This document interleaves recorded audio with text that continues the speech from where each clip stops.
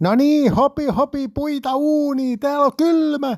Mä haluun saunoa ja heittää ainakin 5-asteiset löylyt. Osaatko sä varmasti laittaa ne? Ei näytä vakuuttavalta yhtään niin, hopi. Pitää kantaa ruoskaa selkää köyhä ja hullu. Niin. Joo, se on puu, laita se vaan sinne. Hei hetkinen, mitä? Memmaa puu, hei, mikä homma tää on?